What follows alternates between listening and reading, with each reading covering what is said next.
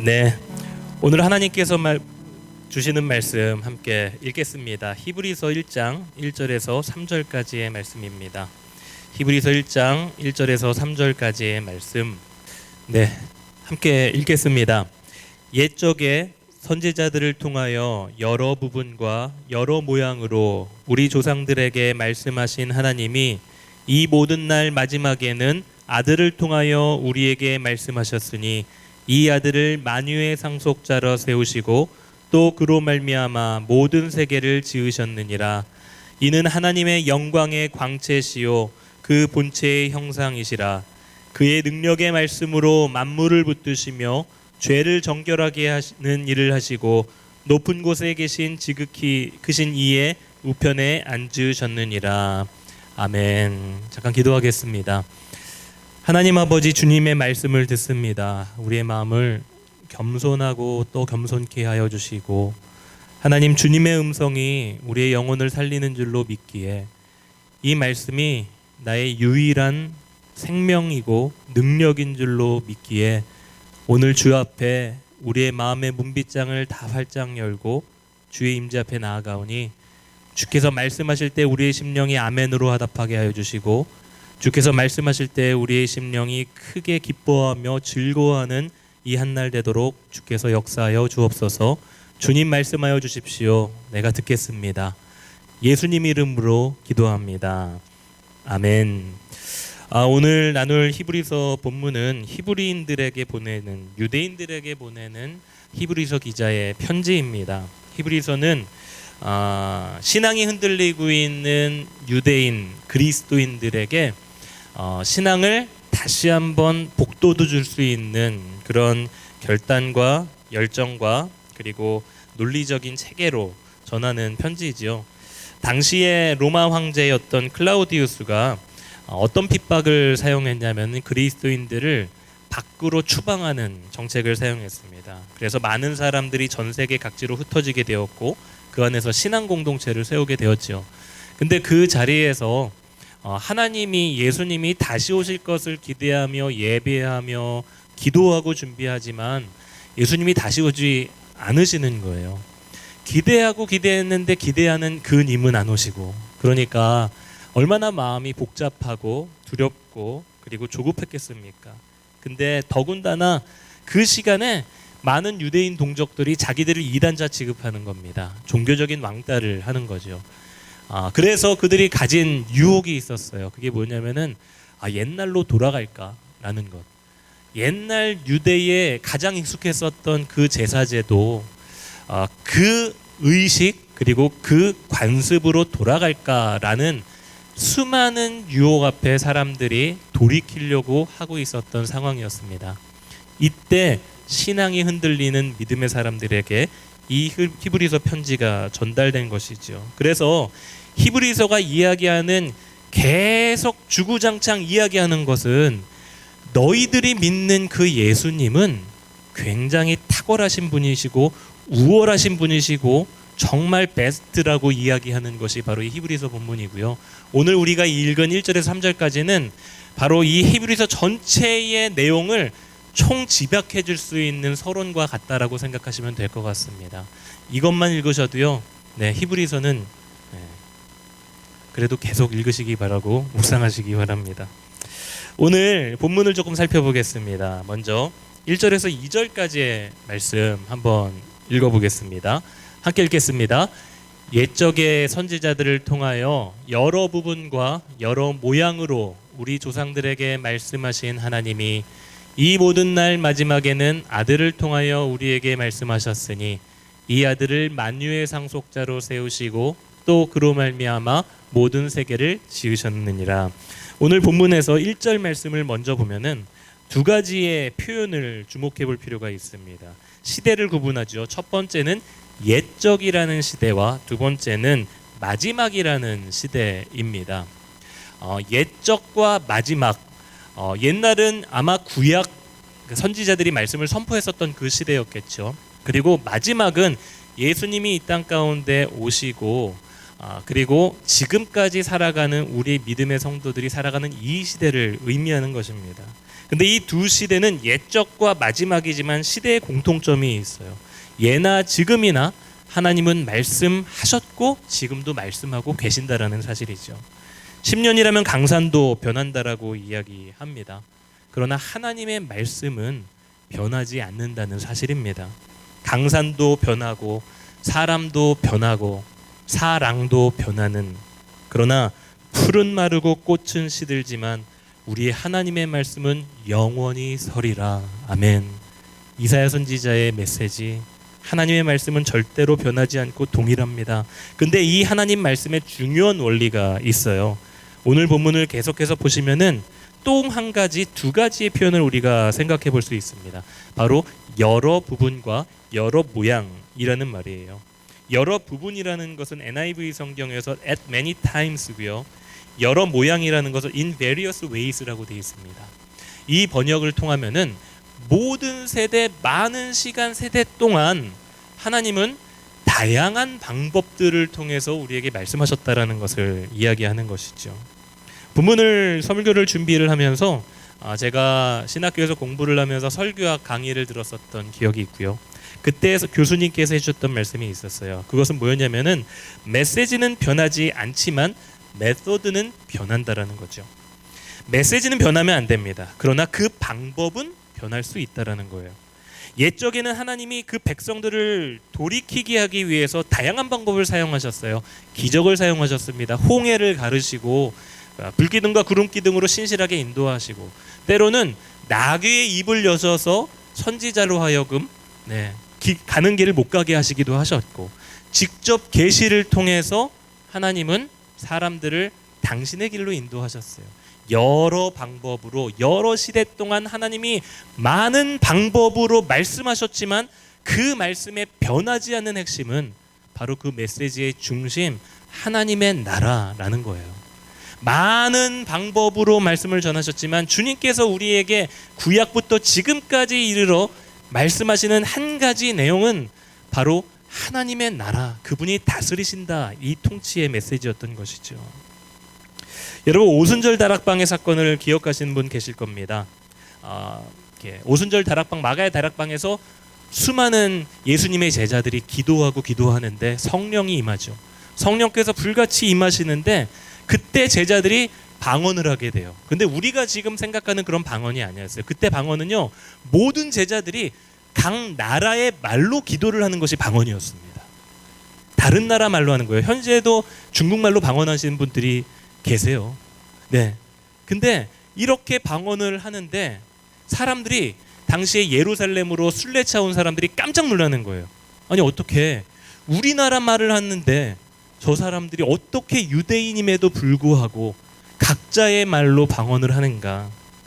근데 이 방언을 통해서 그 음성을 듣고 기도를 듣는 사람들이 했었던 고백이 있습니다. 다른 나라 말로 하지만, 서로가 각자의 다른 나라 말로 하지만 한 가지 공통된 메시지를 이야기하고 있다는 거예요. 제가 한번 읽어보겠습니다. 우리는 바데인과 메데인과 엘람인과 또 메소보다미아, 유대와 갑바도기와 본도와 아시아, 부르기아와 밤빌리아, 애국가 및 구레네에서 가까운 리비아, 계속 나옵니다. 여러 지방에 사는 사람들과 로마로부터 온 나그네, 곧 유대와 유대교에 들어온 사람들과 그레데인과 아라비아 사람들이다 라고 이야기해요. 근데 우리가 다 우리의 각 언어로 어떤 일을 말함을 듣는다고요? 하나님의 큰 일을 말함을 듣는도다. 다른 나라 말로 하지만 한 가지 공통된 메시지는 하나님의 나라였다라는 겁니다. 이게 하나님께서 시대를 통틀어 역사하시는 일들입니다. 방법은 다양합니다. 메시지는 하나예요. 그분의 나라, 그분의 통치, 그분의 다스림. 이것이 하나님이 수많은 시대와 세대 속에 변함없이 증거하신 메시지예요. 근데 문제가 한 가지 있습니다. 하나님은 여러 시대를 거쳐서 여러 부분과 여러 모양으로 말씀을 하셨는데 그것을 듣는 사람은 전체 빅픽처를 모른다는 겁니다. 전체 그림을, 밑그림을 모른다라는 거예요. 이것은 마치 우리가 퍼즐 게임을 하는 것과 같습니다. 퍼즐 게임, 마치 이 퍼즐 게임은 조각 몇 개만을 가지고는 전체 그림을 맞출 수 없는 것이죠. 그래서 아이들은 이 하나만 들고 두 개만 들고 있다가는 포기하고 맙니다. 이유는 간단합니다. 이 퍼즐이 도대체 어떤 그림을 위한 부분인지를 모르는 거예요. 그러니까 아이들에게 이 퍼즐은 가치가 없는 거예요. 전체 그림을 모르기 때문에 이 퍼즐 조각 하나는 의미가 없어져 버리는 거죠. 우리 인생도 그래요. 퍼즐 조각 하나만 붙들고 보고 있으면은 우리는 의미 없는 인생을 삽니다. 왜냐하면 그 퍼즐 조각이 완성되는 진짜 밑그림이 뭔지를 우리는 아무도 모르기 때문에 그런 거예요. 그러나 그 퍼즐이 그리게 될 밑그림을 안다고 가정한다면 그때는 이 퍼즐 한 조각이라도 굉장히 가치 있는 것이고 소중한 것이죠. 그거 없으면 저렇게 되거든요.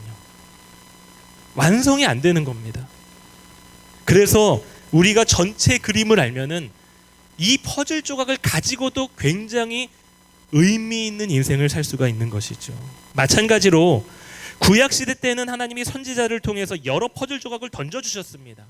이사야를 통해, 에스겔을 통해, 예레미야를 통해 사람들에게 퍼즐 조각을 던져줬어요. 근데 하나님이 원하셨던 거는 그거 하나 가지고 그 하나님 나라의 큰 그림을 백성 한 명 한 명이 맞춰가서 완성하기를 원하셨던 것이죠.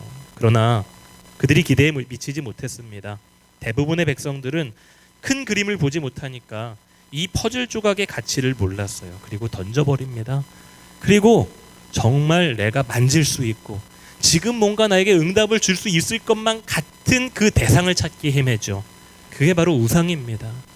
아론의 우상이고, 그리고 여로보암의 우상이고, 아합의 우상, 수많은 우상들을 만들어서 그것이 하나님의 대체품으로 살아가게 되는 것이죠.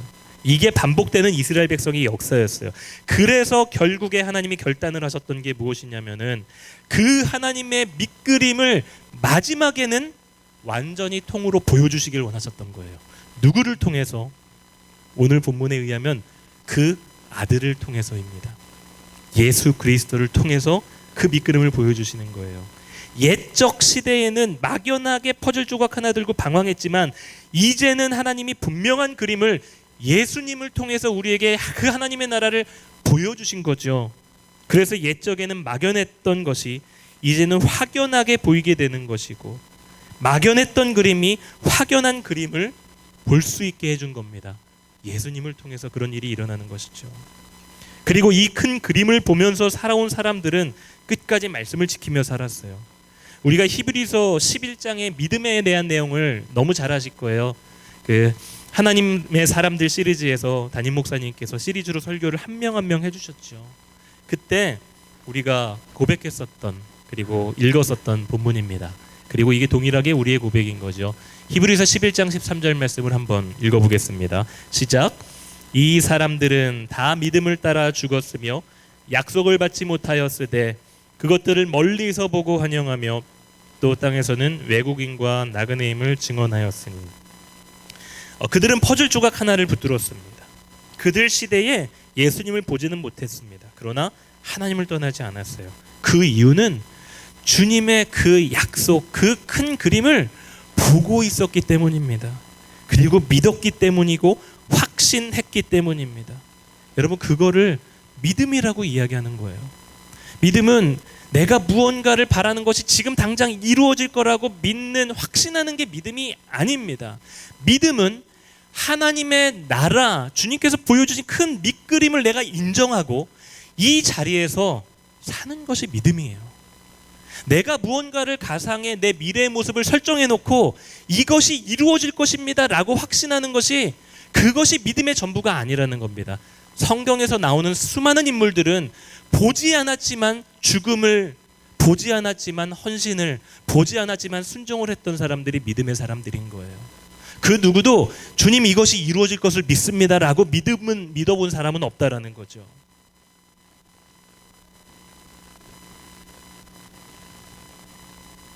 사랑하는 성도 여러분, 우리가 이 믿음의 사람이 되기를 주님의 이름으로 축복합니다. 이 믿음이 없다면 우리는 늘 인생의 크고 작은 문제 앞에서 무너지는 거예요. 왜냐하면 그 문제 앞에서 내 인생이 붙들고 있었던 그 퍼즐 조각이 무의미해지기 때문입니다. 큰 문제 앞에서 내 것은 하찮아 보여요. 아무 힘도 없어 보여요. 그래서 퍼즐 조각처럼 조각난 쪼개진 나의 인생을 바라보며 한탄하고 절망하게 되는 것이죠. 그러나 이제 하나님은 예수님을 통해서 당신의 메시지를 완벽하게 완성하셨어요. 그래서 이제 예수님을 바라보는 사람은 그분을 통해 내 인생을 볼 수 있는 것이고 해석할 수 있는 것이죠. 내 인생의 퍼즐 조각 하나가 그분의 예수님을 통해 하나님의 나라를 완성해가는 목적임을 깨닫는 거예요. 근데 이런 질문이 있죠. 그럼 왜 예수님이신가?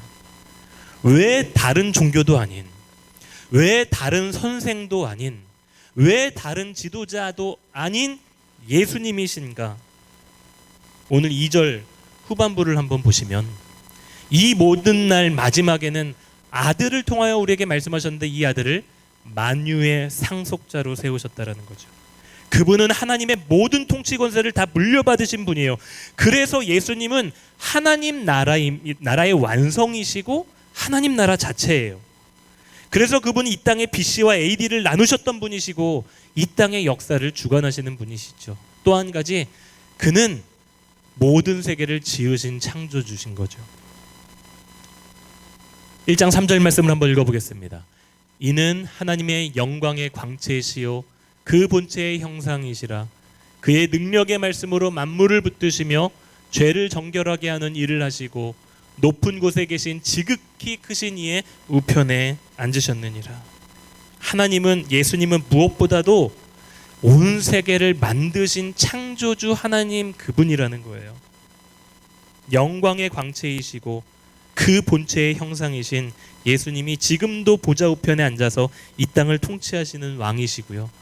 무엇으로 통치하시는가? 무엇으로 통치하시냐면은 능력의 말씀으로 통치하고 계신다라는 거예요. 여러분, 그래서 퍼즐 조각 하나 들고 내가 전전긍긍하며 살기보다 그 퍼즐 조각 하나 들고 하나님의 말씀 앞에 엎드리는 게 지혜입니다. 예전에 금요예배 때 담임 목사님께서 설교해 주셨어요. 히스기야 왕의 지혜는 랍사게라는 사람이 편지로 비방합니다. 하나님을 비방하고 너 그거 그렇게 안 될 거야. 니네 멸망할 거야. 평복해. 이 서신을 보내요. 히스기야의 지혜는 그거 가지고 전전긍긍한 게 아니라 그거 가지고 어디로 가요? 하나님 앞에 가서 그거 펼쳐드리고 주님 제가 이렇게 말하는데요. 하나님 이거 어떻게 된 거예요? 하나님 앞에 엎드리고 바짝 엎드려서 그 말씀 앞에 나아가는 것이 히스기야의 지혜인 것이죠. 여러분, 우리의 인생은 A로 갈 것이냐 B로 갈 것이냐 이거 가지고 자꾸만 시간 싸움하는 게 아니라 내가 가지고 있는 인생의 퍼즐 조각 이거 하나 가지고 그게 뭔지 모르겠어요. 내 상황일 수도 있고 내 계획일 수도 있고 내 비전일 수도 있고 꿈일 수도 있고 재정의 문제일 수도 있고, 그냥 이거 하나 가지고 우리가 가장 지혜로운 방법은 말씀의 능력으로 통치하시는 하나님 앞에 가서 엎드리고 그분의 뜻을 구하는 것이죠. 왜냐하면 하나님은 내 계획 위에 계시고 내 전체 인생의 민그림을 이미 가지고 계시고, 그리고 그 그림은 내 계산법과 다르고 내 상상력도 사용할 수 없는 그림이기 때문에 그래요. 사랑하는 성도 여러분, 주님의 이름으로 권면합니다.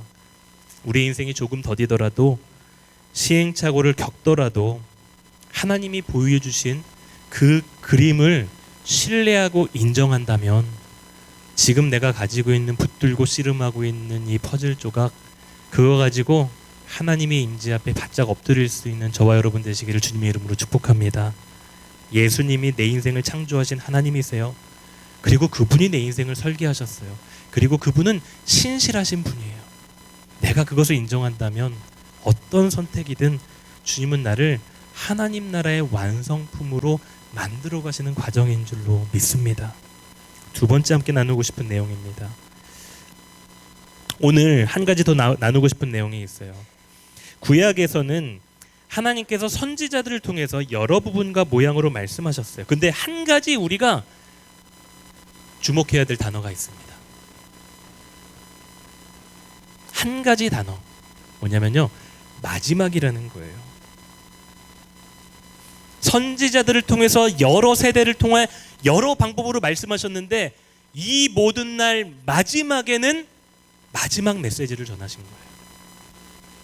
누구를 통해서? 아들을 통해서. 여러분 마태복음 21장 33절 이하의 본문을 보면은 포도원 농부의 비유가 있습니다. 예수님께서 드신 비유예요. 이 내용은 뭐냐면 포도원 주인이 농부들에게 세를 주고 자기는 저기 멀리 떠납니다. 멀리 떠나는데 열매를 맺을 때가 왔어요. 그래서 멀리 있는 주인이 그 열매를 원하는 거예요. 그래서 종들을 보내요. 당연히 열매를 요구하면 내 땅이니까, 내가 세 준 땅이 놓은 땅이니까 열매를 당연히 주겠지라고 종들을 보내요. 근데 이 농부들이 악한 마음을 품습니다. 그 종들을 잡아 때리고 가두고 돌로 쳐서 죽입니다. 그래서 주인이 2번씩이나 그렇게 종들을 보냈어요. 근데 그 2번을 다 죽이고 때리고 그랬어요. 나쁜 사람들이죠. 그래서 마지막으로 주인이 그래, 그러면은 내 아들을 보낼 거야. 마지막 메시지인 겁니다. 마지막으로 자기 아들을 보냅니다. 그리고 말합니다. 내 아들은 존대하겠지, 리스펙트 해주겠지, 존중하겠지.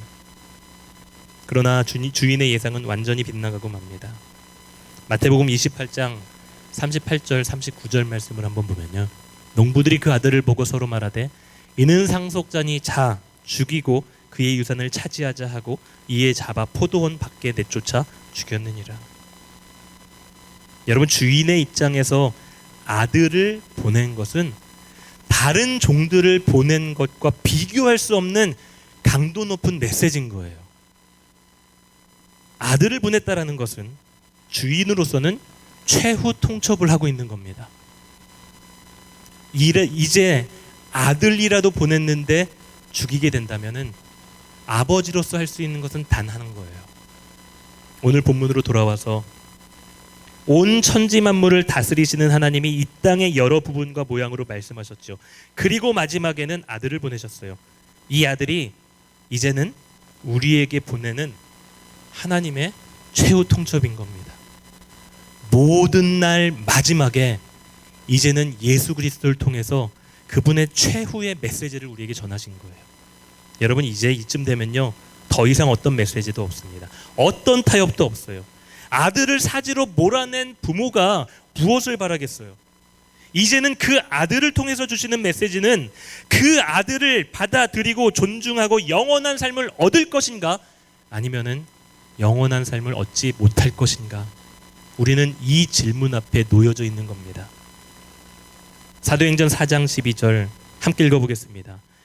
다른 이로서는 구원을 받을 수 없나니 천하 사람 중에 구원을 받을 만한 다른 이름을 우리에게 주신 이니 없음이라. 아멘. 이제 우리에게 구원을 줄 만한 다른 이름이 없어요. 이제 우리에게 인생의 진짜 의미를 찾게 해줄 수 있는 또 다른 방법이 없다라는 거예요. 옛적에는 다양한 부분과 모양으로 퍼즐 조각 던져주면서 그것을 통해서 답을 찾도록 해주셨는데, 마지막에 예수를 보낸 이후에는 더 이상 하나님에겐 답이 없어요. 우리에겐 답이 없는 거예요. 마지막 메시지로 사지로 자기 아들을 내보낸 주인의 마음에 이제 더 이상 무슨 답이 있고 어떤 것을 기대할 수 있겠습니까? 이제 그분은 당신의 그림을 통으로 보여주고 우리에게 선택지를 주신 겁니다. 그리고 선택은 저와 여러분에게 있는 거예요. 이 하나님의 최후 통첩 앞에서 나는 어떤 선택을 할 것인가? 그분을 믿을 것인가? 믿지 않을 것인가? 그분을 따를 것인가? 따르지 않을 것인가? 그분의 통치를 받아들일 것인가? 받아들이지 않을 것인가? 우리는 지금 주님의 최후 통첩 앞에 놓여 있는 거예요. 근데 이렇게 나누면은 너무 비장하잖아요. 사실 이 하나님의 최후 통첩의 메시지, 이것은 마치 이 본문을 방금 읽었던 이 포도원 주인의 본문을 퍼즐 조각이라고 생각하시고 이 퍼즐 조각 하나만 보면은요 굉장히 무서워요. 그렇죠? 근데 하나님은 이거를 통해서 우리에게 너 죽을래 살래 이거 말씀하고 계시는 게 아니라는 거예요. 선택해. 너 죽을래 살래 이거 아니에요. 성경의 전체 그림 안에서 또 다른 퍼즐을 맞춰야 됩니다. 우리가 한 가지 더 살펴볼 성경 구절이 있습니다. 믿음이 없는 말로는 우연이라고 하고 믿음 있는 말로 했을 땐 하나님의 섭리라고 해요. 한번 우리 주보를 펴보시겠어요? 네. 그 조각이 여기에 담겨 있네요. 주보 왼쪽 상단에 로마서 8장 32절 말씀입니다. 주보가 없으신 분들은 자막을 통해서 보시면 되겠습니다. 하나님께서 우리에게 또 다른 퍼즐 조각을 던져주셨어요. 읽어보겠습니다. 시작. 자기 아들을 아끼지 아니하시고 우리 모든 사람을 위하여 내주신 이가 어찌 그 아들과 함께 모든 것을 우리에게 주시지 아니하겠느냐. 아멘. 여러분, 다시 주인의 모습으로 돌아가면 생각해 보시기 바랍니다. 포도원 주인이 하나님이시거든요. 근데 이 주인이 그 열매 먹고 싶어서 종들을 보냈을까요? 나 그거 안 받으면 쫄쫄 굶기 때문에 저거 받아내야겠다 해서 종들을 그렇게 끊임없이 보냈을까요? 그거는 아니라는 거죠. 주인에게는 그 열매 없어도 이미 모든 것이 주인의 소유인 거예요. 필요 없는 거예요. 주인이 원한 건 뭐예요? 종들까지 보내고 아들까지 보내서 주인이 원하는 게 뭐냐는 거죠. 그게 바로 순종의 열매인 겁니다. 너희들 그 땅 내 땅이야. 너희 땅 아니야. 열매를 바쳐. 그거는 너희가 그게 내 땅임을 인정하고 내 다스림을 인정하는 거야. 주인은 이거를 종들에게 원하시는 겁니다. 근데 종들을 죽이죠. 근데 더 이상하고 더 말도 안 되는 거는 그 주인이 아들을 거기에 보냈다라는 거예요. 종들을 이미 죽였으면은 이미 살인 사건이 난 지역에 자기 자식을 보낼 수 있는 부모는 없잖아요. 늘 살인 사건이 일어나고 늘 우범 지역인 지역에 내 자녀를 보내고 싶은 자녀는 없어요. 근데 주인은 그거를 알고서도 자식을 보냅니다. 그 이유는 그 아들을 사지로 몰아넣지만 아들을 내줄 만큼 그들을 얻기 원하셨던 거죠. 다른 언어로 우리는 그것을 사랑이라고 이야기합니다. 오늘 이 주인의 이야기는 최후 통첩이에요. 그러나 또 다른 퍼즐 한 조각으로 이 이야기를 재해석한다면 이것은 최후 통첩이면서 동시에 최후 고백입니다. 이제 내 아들을 너희들에게 보냄으로 내가 너희들을 얼마나 사랑하는지를 보게 해줄게 라는 예수님의 최후의 사랑의 고백인 거예요. 또 다른 한 구절을 읽고 우리 말씀을 마무리하고 기도하겠습니다. 함께 읽겠습니다. 우리가 아직 죄인 되었을 때 그리스도께서 우리를 위하여 죽으심으로 하나님께서 우리에 대한 자기의 사랑을 확증하셨느니라. 아들을 주셨다라는 것은 내가 너희를 이만큼 사랑한다라는 거예요. 주님은 이 최후 통첩을 동시에 최후 고백을 하시면서 우리에게 원하시는 건 내가 이만큼 너희를 얻기 원하고 사랑하니까 주님이 원하시는 거 딴 거 아니에요. 순종의 열매를 주고 그 사랑을 받아달라는 거죠. 때로는 제 모습이 너무 속물일 것처럼 보일 때가 있어요. 근데 이 말씀 앞에 늘 다시 한번 무너지는 거는 그럼에도 불구하고 주님은 나에게 뭐 딴 거 기가 막힌 거 원하시는 게 아니라 그 사랑, 이만큼 나를 사랑하신다라는 그 하나님의 사랑의 확증 앞에 그냥 겸손하게 고개 숙이고 주님 그렇습니다라고 고백하는 것. 베드로가 예수님을 배신해요. 얼마나 그것 때문에 시리에 빠졌으면은 혼자 그냥 예수님이 부활하셨음에도 혼자 그렇게 고기를 구워 먹고 있겠어요. 근데 예수님께서 베드로에게 나타나십니다. 요한의 아들 시몬아, 내가 너를 사랑하느냐. 예수님 베드로에게 너 나 왜 배신했니? 이런 말씀하시지 않으셨어요. 네가 나를 사랑하느냐. 이 말은 내가 너를 이만큼 사랑한다. 내 사랑을 받아줬으면 좋겠다라는 예수님의 신적인 고백인 겁니다. 사랑하는 성도 여러분, 오늘 마지막에 예수를 통해서 당신의 말씀을, 사랑을 완성하신 그 주님 앞에 우리가 다시 한번 어떤 선택을 할 수 있을지는 저와 여러분만이 알 것 같습니다. 간절히 원하기는 주님께서 우리를 사랑하신다는 그 진실한 고백에 네, 그렇습니다, 주님. 내가 그 주님을 사랑합니다 라고 고백할 수 있는, 우리 권사님이 고백하셨던 것처럼 그 사랑의 고백을 우리가 오늘 그리고 평생 늘 주님 앞에 드릴 수 있는 저와 여러분 되기를 주님의 이름으로 축복합니다. 아멘. 우리 그 마음을 담아서요, 한 가지 찬양을 하고 기도하고 싶습니다. 아까 불렀었던 찬양입니다. 하나님은 우리에게 퍼즐 조각 던져주시면서 마지막에 주님께서 큰 그림을 보여주셨지요. 우리는 그 퍼즐 조각 가지고 전전긍긍하고 계속해서 싸우고 있지만 주님은 이미 큰 밑그림을 우리에게 준비하셨다라는 것이고, 그리고 그 밑그림을 통해서 우리에게 요청하시는 것은 이게 너를 향한 나의 사랑이라고, 이것이 너를 향한 나의 원대한 계획이라고 말씀하고 계시는 거죠. 여러분, 우리 안에 어떠한 퍼즐 조각을 가지고 계신지 모르겠습니다. 그러나 이 조각 우리의 마음으로 한번 붙들고 이 찬양의 고백과 함께 그분이 어떤 분이신지, 얼마나 위대한 분이신지 다시 한번 찬양으로 우리의 심령으로 고백하고 함께 기도하며 나아가도록 하겠습니다. 찬양하겠습니다. 주의 아름다움은 말로다 평언할 수 없고, 주님의 그 놀라우심은 다 표현